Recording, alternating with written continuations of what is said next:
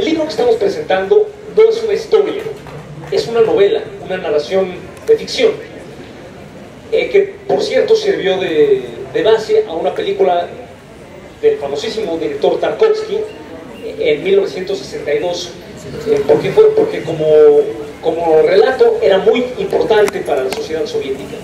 Y esto de alguna manera ilustra lo que puede hacer la literatura, que puede cubrir huecos que de alguna manera ni la historia ni la teoría pueden llenar, ¿no? Así, si uno les dice, si uno cuenta una historia de la Unión Soviética o usa palabras teóricas como era un estado obrero, era la dictadura del proletariado, no puede ilustrarse lo que esto significa en concreto. Y ahí es donde la historia relatada como novela, como literatura, puede cumplir este papel. Y es precisamente el libro que tenemos hoy para regalarles a ustedes lo que hace, ¿no? Y en general lo que hace la buena literatura, de ficción, incluso de fantasía, incluso la poesía, nos habla de la realidad como no puede hablar la simple historia, el simple periodismo o la teoría. Entonces tenemos aquí la historia de un soldado. Por cierto, el autor, él mismo era en efecto un soldado del Ejército Rojo, Vladimir Orlov. Combatió, muy jovencito, combatió en la Segunda Guerra Mundial y después siguió no se espante, siguió sirviendo en el Ejército Rojo, incluso en posiciones muy espectaculares, ¿no? Fue espía en Europa Occidental para el Ejército durante los peores años de la Guerra Fría, en el Berlín ocupado, mitad por americanos, mitad por soviéticos. Este soldado, joven soldado del Ejército Rojo, funcionaba como espía para la Unión Soviética y después regresó a la Unión Soviética y se dedicó a escribir sus recuerdos, directamente como recuerdos, pero también como ficción. Y esta es una historia particularmente poética porque toma el sector más vulnerable de la sociedad soviética como metonimia, es decir, como esta figura retórica que ilustra el todo, por una parte, del conjunto del pueblo soviético. ¿Cuál es ese sector? La niñez. Porque la historia es un soldado, la cuenta en primera persona un soldado del Ejército Rojo que están en una batalla a la vera de un río. Del otro lado del río lo tienen ocupado los nazis, los alemanes, y de este lado del río está el campamento del Ejército Rojo. Y de pronto este oficial soviético, un niño, y empieza un niño en actitud muy misteriosa que se comporta con una extraña, digamos, arrogancia propia de un superior militar, cuando en realidad parece un niño pobre. Y sin embargo actúa como si fuera un general del Ejército Rojo o algo así, y además empiezan a llegar otros oficiales del ejército y empiezan a tratarlo también con un respeto muy extraño.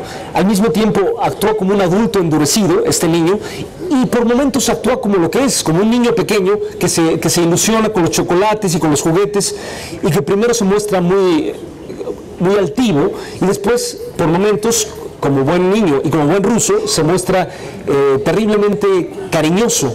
Y digo terriblemente porque son condiciones de guerra, donde el cariño a los compañeros de batalla rápidamente se trueca en drama, porque su vida se puede perder de un momento a otro. Además estamos ante una literatura que no es, que tiene algo en común con la literatura, más que con la literatura, con la narrativa del cine de guerra occidental, que es, pues, que trata del heroísmo y de la guerra, y es espectacular. En eso se parece a las películas de Hollywood, pero ahí termina el parecido, porque la narrativa soviética siempre enfatizaba el drama, y el final feliz era social, es decir, triunfaba tu país o tu proyecto social, nunca el individuo. Es decir, los protagonistas caen muertos como moscas, como Juego de Tronos. Pero aquí es de un realismo crudo y terrible, iluminado por el contraste del cariño de la niñez, del candor de la niñez, ¿no? Es un niño que ha vivido la ocupación. Les voy a contar un poco el final, porque después de todo no es el mérito literario está en los detalles, no tanto en la narrativa. Entonces les voy a contar un poco que se trata, va descubriendo el narrador que es un niño que ha vivido bajo los territorios ocupados por los nazis y por lo tanto ha perdido a toda su familia, ¿no? No se dice si el niño es judío, probablemente no lo fuera, pero aún así sus padres y toda su familia fue exterminada por los nazis en los campos de exterminio, y el niño a su corta edad jura venganza y dedica toda su vida al odio de los ocupantes y a la guerra. Se entrega totalmente en cuerpo y alma a la guerra y hace algo que ningún soldado adulto podía hacer, que era colarse a los campamentos alemanes, hacerse pasar por un niño indigente, por un niño de la calle, y con ese disfraz, entre comillas, se cuela a los campamentos nazis, lo cual es terriblemente arriesgado. Por azares de la guerra, a nuestro protagonista, que es el que cuenta la historia, se le da acompañar, escoltarlo a esta misión, y ahí se va dando cuenta de la naturaleza de su misión, que además no lo hace una vez, que una vez ya bastaría para ser de él un héroe, sino cotidianamente. O sea, regresa al campamento soviético, recibe no condecoraciones, pero sí pequeños lujos que se daban, chocolates, juguetes, y luego se vuelve a ir a arriesgar la vida entre los nazis, que eventualmente pues el protagonista deja de verlo y se asume que ha pasado lo peor. Pero está lleno de detalles, más allá de esta historia, que es fantástica en sí misma. Es una gran idea literaria, aunque probablemente sea real, probablemente sea tomada de la experiencia real del autor. Es una gran idea literaria ilustrar con un niño lo terrible de la guerra. Es decir, un niño que se entrega totalmente, da su vida a la destrucción del enemigo. Eso es la guerra, y no por ninguna cuestión ideológica o de discurso, sino porque su propia familia ha sido destruida, y entonces él jura venganza de alguna manera, y así se ilustra lo terrible de este conflicto. Pero está lleno de otros detalles que nos ilustran lo que era el Ejército Rojo, por ejemplo, y las contradicciones de una sociedad que al mismo tiempo quiere cambiar, pero se basa en la realidad de un país muy pobre y muy atrasado. Por ejemplo, vemos el papel de las mujeres en el Ejército Rojo. El protagonista ve que llega un médico militar y el médico es una muchachita, cosa que no pasaba en otros países, ¿no? Hasta la fecha, en el Ejército Mexicano, por ejemplo, apenas empiezan a entrar mujeres, pero en el Ejército Rojo ya entraban masivamente, pero al mismo tiempo era una sociedad muy tradicionalista. Entonces eso lo vemos, y esto es algo maravilloso de la literatura. El narrador nos cuenta sus propios prejuicios y dice, no, ¿cómo una mujer va a ser el médico militar? Y no lo puede creer y no lo acepta. Y no importa que el narrador nos lo diga, nosotros no estamos obligados a compartir las opiniones del narrador, pero sí aprendemos de las contradicciones de esta sociedad, ¿no? Por un lado, una sociedad que se ve obligado a reclutar a todos, incluidas a las mujeres, y por otro lado los prejuicios heredados del pasado que no acaban de aceptar esta situación, ¿no? Esos detalles, esas contradicciones son lo que hacen, me parece, la gran literatura. No estamos obligados, no sabemos si el escritor opina lo mismo que el narrador, y no importa. Nosotros mismos no estamos obligados a compartir sus opiniones, como digo, pero aprendemos lo que no aprenderíamos si un simple informe, un simple discurso, que por mucho que nos dijera la verdad, no nos la hace sentir en carne y hueso como la literatura nos la hace sentir. Además, el libro tiene un pequeño prólogo de nuestro compañero Paco Ignacio Talbos, que cuenta un poco el destino del libro y cómo el futuro que tuvo, cómo se transformó en esta famosa película de Tarkovsky, La infancia de Iván, que muchos quizá conozcan como cine de arte, como cine del mejor cine de arte del mundo. No sé si alguien tenga algún comentario que hacer o alguna pregunta, porque lo que queremos sobre todo es pues esto, poner en sus manos este libro para que lo lean en persona. Estos libros los hacemos gracias al apoyo de la Fundación Rosa Luxemburg, por lo tanto tenemos que llevar un control. No sé si lo vamos a hacer ahora. Firmar, compañeros, no sé si sea necesario firmar en este caso. Bueno, parece que no. Qué bueno, nos ahorramos el trámite. Pero sí hay que darle las gracias a la Fundación Rosa Luxemburg, con cuyo apoyo producimos estos libros. Hoy es el primer día de esta feria de libro, de este pequeño tianguis del libro aquí en Tlatelolco. Vamos a estar de aquí al viernes. Mañana me parece que va a estar Ezra Alcázar dando una conferencia sobre el valor de la lectura o algo así. El viernes va a estar Paco Ignacio Taibo II presentando el tomo 2 de su historia de Patria. Y pues nada, los invitamos a que regresen mañana a esta misma hora y que conozcan los libros, aparte de este que les regalamos, que conozcan los libros que tenemos a la venta, que están a precios muy, muy accesibles. El sábado va a estar Armando Bartra, en efecto. Y pues muchas gracias, eso es todo. Es ese tipo de literatura, pero en este caso se ve una visión totalmente negativa. Es un niño no forjado por la Unión Soviética, sino por la ocupación nazi. Entonces se ve un niño marcado por el odio y la venganza, ¿no? No se ve aquí el contrapunto positivo. El contrapunto positivo sería que aún las visiones más críticas sobre lo que hizo la Revolución Rusa, lo primero que se reconocía es que los que sí se vieron muy directamente beneficiados fueron los niños. ¿No? Después de la Revolución de Octubre, en una situación de miseria generalizada, porque después de 4 años de participar en la Primera Guerra Mundial, y después vino la terrible guerra civil, después de la Revolución Rusa, la sociedad soviética en su conjunto pues las pasó negras, ¿no? Y se dice que había bandas de niños en la calle, que rápidamente el gobierno soviético, por cierto, la encargada de hacer eso fue la bolchevique Alejandra Kollontai, rápidamente dedicó grandes recursos a sacar a los niños de esa situación. Se fundaron hospicios,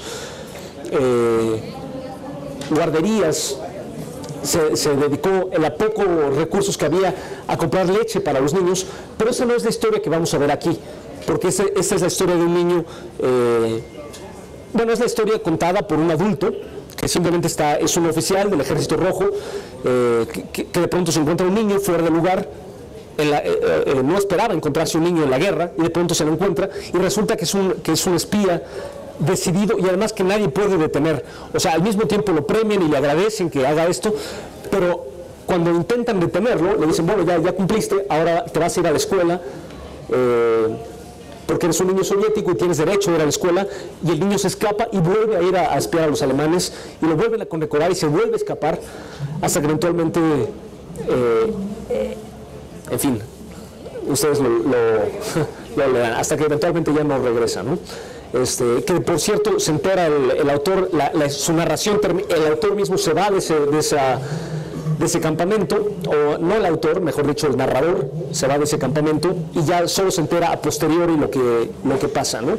También vemos cómo era la vida en los campamentos del Ejército Rojo, la tensión entre el igualitarismo y las necesidades militares, ¿no? Como es muy interesante, ahora que estoy hablando del centenario de la Revolución Rusa, como Rusia fue el primer lugar donde, aún en las condiciones de la guerra civil, la revolución pasó un reglamento donde se prohibía Directamente se prohibía a los oficiales tutear a los soldados. El famoso decreto número 1 de la Revolución Rusa. ¿Por qué? Porque antes, en el zarismo, los soldados le hablaban de usted a los oficiales, pero los oficiales le hablaban de tú a los soldados, ¿no? Como ahora, una situación que ahora podemos ver, por ejemplo, en las casas burguesas, donde se le habla de tú a una de las señoras mayores, que tienen que hablarle de usted a uno de los hijos de la patrona, ¿no? Esa situación de jerarquía. Y los oficiales eran elegidos por la tropa y podían ser removidos, salvo en batalla, ¿no? Claro, con el estalinismo estas reglas empezaron a cambiar, pero aún quedaban, para la Segunda Guerra Mundial, aún quedaban rasgos de este igualitarismo, como los oficiales se dicen a los soldados y los soldados a los oficiales la misma palabra, camarada, que es una palabra pues muy hermosa en este sentido de igualdad. Mientras en todo el resto del mundo, señor general, dime, fulano, ahí ya no, había un sentido de dignidad que todavía, a pesar de las terribles condiciones de la Segunda Guerra Mundial, se alcanza a percibir en este libro. Y como les decía al principio, solo la literatura nos puede ilustrar, nos puede hacer concreto, de carne y hueso, estas cosas que la historia no puede hacer. Y además está contada por alguien que lo vivió. No solo era obviamente un soviético, el mismo, sino era un soldado. Y un soldado que a los 20 años, o antes creo, a los 20 años, sí, le tocó la Segunda Guerra Mundial y se enroló. Bromeábamos que tenemos un typo en la parte de la biografía del autor que dice que nació en 1902, faltó el 0, nació en 1920, pero entonces tenía 20 años cuando inició la Segunda Guerra Mundial, y aún así se enroló a combatir por su país, ¿no? Los soviéticos, también un poco, en mi opinión, traicionando el espíritu internacionalista de la Revolución Rusa, los soviéticos en la época de Stalin le empezaron a llamar la Gran Guerra Patria a la Segunda Guerra Mundial, porque estaban defendiendo su país. Pero lo que esta denominación, que tiene su peso también, ¿no? Porque en realidad es emocionante pensar que estaban defendiendo su país, en vez de luchar como por ejemplo los italianos por Etiopía, o los nazis por conquistar Europa. Ellos estaban defendiendo su propio país. Pero esta denominación niega que también estaban defendiendo el ideal de la igualdad de todos los trabajadores del mundo. Por eso en la Segunda Guerra Mundial pelearon a favor de la Unión Soviética partisanos italianos, partisanos franceses, partisanos griegos, vietnamitas, chinos, defendiendo a la Unión Soviética, no porque fueran rusos, no porque el idioma ruso les gustara más que el idioma alemán. Pelearon espías, heroicamente, espías alemanes contra su propio país, porque se consideraban ante todo proletarios, ¿no?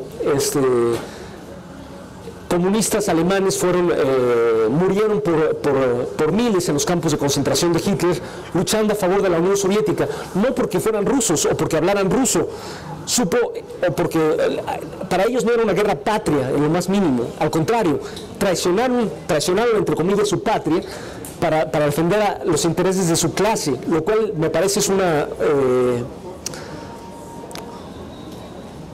lección bellísima hasta la fecha para todos nosotros, y es la razón por la que también este libro no sería lo mismo si no fuera precisamente del Ejército Rojo, ese ejército que nació,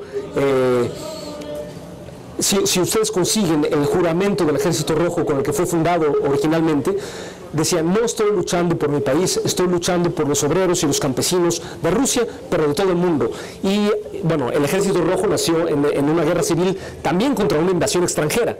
O sea, estaban luchando contra la contrarrevolución en casa, pero un montón de potencias, más de 10 potencias capitalistas invadieron la Rusia soviética en los primeros años. Y entonces los primeros discursos del Ejército Rojo decían: ustedes verán, compañeros, cómo los tanques que nos lanzan son tanques ingleses, las balas que nos disparan son balas francesas, pero no estamos luchando contra los obreros ingleses ni contra los obreros franceses, estamos luchando por los trabajadores de todo el mundo. Y esa fue la espina dorsal del Ejército Rojo, que siguió existiendo aún en la Segunda Guerra Mundial, a pesar de que bajo Stalin, por ejemplo, se empezaron a hacer cosas que ya suenan un poco para mí francamente repugnantes, como reivindicar las viejas campañas del zarismo, ¿no? Se empezaba a hablar de, por ejemplo, se tocó en el sitio de Leningrado la sinfonía de Sostakovich, que se llama Leningrado, pero también la obertura de 1812 de Tchaikovsky, que conmemoraba la victoria sobre Napoleón de las tropas zaristas, ¿no? Que en realidad pues no tenía nada que ver, porque el zarismo era un régimen, por ejemplo, antisemita. En ese sentido se parecía más a Hitler que a otra cosa, ¿no? Era la palabra pogromo, que significa, no sé si lo sepan, pero significa la persecución de la sociedad contra los judíos, bueno, contra mucha gente, pero en particular contra los judíos. Es una palabra rusa, porque se inventó en Rusia. Pero para el momento de la Segunda Guerra Mundial, el Ejército Rojo se había convertido en lo contrario, en el libertador del pueblo, de los pueblos de Europa. Fue el Ejército Rojo el que liberó Auschwitz, ¿no? El que liberó a los últimos sobrevivientes de Auschwitz. Por eso hasta la fecha los rusos conmemoran con mucho orgullo el Día de la Victoria, y tienen razón. Ningún pueblo dio tantas vidas a la combate al fascismo. El cine de Hollywood nos ha enseñado con razón que el fascismo era una bestia espantosa, que el nazismo perseguía no solo a los judíos, sino a casi toda la población. Lo que no nos enseñan es que fue sobre todo la población obrera y campesina de la Unión Soviética la que dio la vida para liberar al mundo de esta bestia inmunda que era el fascismo, ¿no? Mientras en Estados Unidos, por ejemplo, fueron acusados mucha gente, por ejemplo Charlie Chaplin, por hacer películas contra Hitler antes de tiempo. O sea, es decir, antes de que Estados Unidos entrara a la guerra, criticar a Hitler era considerado símbolo de ser comunista, y por lo tanto gente como Charlie Chaplin fue presa, o en su caso expulsada de Estados Unidos por criticar a Hitler, ¿no? Bueno, ese es el tipo de cosa que uno puede aprender en los libros de historia, pero se ilustra en la literatura, en la poesía, en la selección del lenguaje, en la selección de personajes, como este niño, Iván, que no aparecerá en ningún libro de historia, no aparecerá en ningún tratado teórico, en ningún manifiesto, pero aparece en la literatura, y es más real que todos los personajes de la historia. Es como el Pípila en ese sentido, ¿no? El Pípila es un personaje histórico, pero si no lo fuera, de todas maneras, o sea, si no existió una vez, seguramente existió 1000 veces, 1000 Pípilas existieron. Igualmente, Iván es un personaje ficticio o un personaje real. Es un personaje real hasta la médula. No solo existió una vez, existió miles. Niños como Iván, cuya familia fue destruida por la ocupación nazi, y que por lo tanto entregaron su vida al combate del nazismo, ¿no? No sé si alguien más quiera comentar alguna cosa. Me trajo, oportunistamente voy a comentar que tenemos un libro mío, El hábito de la noche, una novela histórica, que me subió aquí Ezra para que se las comentara. Cuesta 40 miserables pesos. Está a la venta en el stand de la Brigada, que es el que está aquí en el centro. Y pues... ¿de qué se trata? Mi libro es una novela más ficticia, aunque también tiene un contexto histórico. Se trata de la Francia de la Ilustración, porque la escribí hace unos años, cuando estaban de moda los vampiros en la literatura normal, ¿no? Estaba Crepúsculo y estas obras, y yo quise escribir una novela donde hubiera un ambiente donde en cualquier momento fueran a aparecer vampiros, pero en realidad pues no aparecen vampiros en ningún momento, porque me enteré de que Voltaire escribió un libro que se llama El Diccionario Filosófico, pero tiene una entrada que habla sobre vampiros y que dice que los vampiros son una creencia traída de Europa del Este, donde la gente cree que los revivientes, los muertos reviven de las tumbas y van a chupar a la gente. Y luego dice, pero los vampiros sí existen. Estas criaturas que chupan la sangre, nada más que son los obispos y los terratenientes que chupan la sangre del pueblo. Y un poco ese es el epígrafe de esta novela mía, donde alguien un filósofo ilustrado, va a combatir la creencia en los vampiros y al final se encuentra que los vampiros sí existen, pero no son exactamente lo que él esperaba. Es una novela un poco sátira de lo policíaco y sátira de lo vampiresco, porque en realidad pues es un punto social que yo quería hacer sobre cómo las supersticiones no se pueden combatir como creían los ilustrados, simplemente diciendo, no sean tontos, los vampiros no existen, porque sí existe el hambre y sí existen los que te vienen a chuparte la sangre, ¿no? Y por eso creo que la ilustración, en cierto modo, fracasó y fracasa, ¿no? Porque no nos quita, nos da algunas ideas, pero no nos quita el hambre, y las supersticiones se basan en el hambre. Se basan en la necesidad de creer otra cosa. Entonces, mientras no combatamos el hambre, no vamos a combatir las supersticiones. Un gesto que les adelanto también, ya les voy a quemar también el final de mi novela.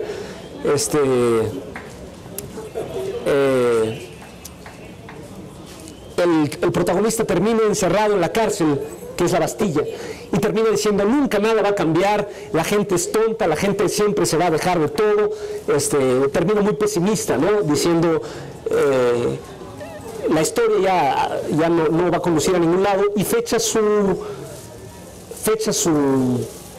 narración el 13 de julio de 1789, que es un día antes de la toma de la Bastilla.